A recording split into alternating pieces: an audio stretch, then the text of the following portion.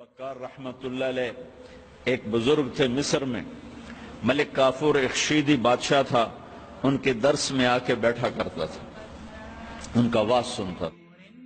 18 سال ان کی محفل میں حاضر رہا اور ہر سال 1000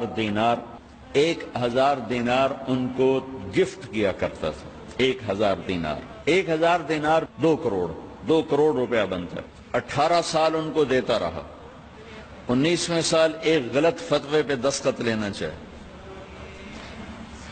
ان کی حیثیت بہت بڑی تھی قتیبہ بن بکار رحمت اللہ علیہ. ان کا فتویٰ چلتا تھا.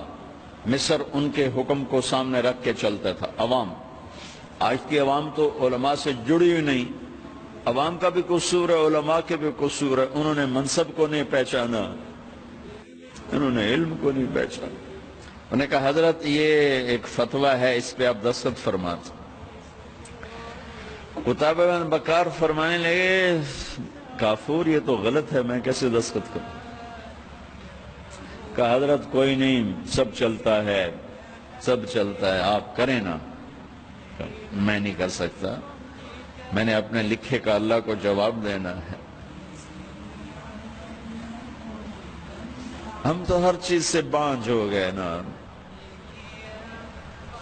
اس نے کہا حضرت آپ ہمارا ہی کھاتے ہیں اور ہمیں ہی آنکھیں دکھاتے ہیں, آپ میرے 18,000 دینار واپس کریں, ٹھیک ہے, فتویٰ نہ دیں. اس کو خیال تھا غریب آدمی, بھوکا آدمی, کہاں ہوں گے اس کے پاس 18,000 دینار جو بھی مجھے واپس کرے گا. 36 کروڑ روپے تو آج بڑے سے بڑا تاجر ایک دم واپس نہیں کر سکتا.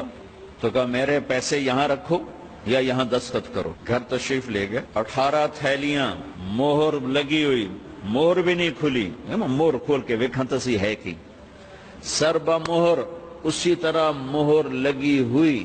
18 کی 18 تھیلیاں لا کر اس کے منہ پہ مار کے کہا میرے ایمان کی اتنی قیمت لگائی,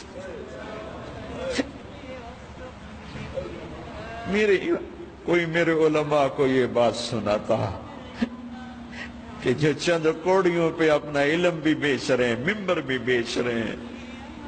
میں ساروں کی بات نہیں کر رہا, 8 بازار کے سارے تاجر جھوٹ نہیں بول رہے, سچے بھی بیٹھے ہیں, سارے سود پہ نہیں ہیں, صحیح تجارت بھی کر رہے ہیں. لیکن 100 میں ایک بھی نہیں ملتا. کوئی 10,000 میں ایک ہے جو سچا بھی ہے, جھوٹ سے بھی پاک ہے, سود سے بھی پاک ہے. کہا ملک کافور میرے ایمان کی بس اتنی قیمت لگائی تھی, لے اٹھ جا میری مجلس سے. کبھی یہ امت زندہ تھی, کبھی اللہ سے بڑی گاڑی یاری تھی, اب تو مدت ہوئی ہے یار کو مہماں کیے ہوئے.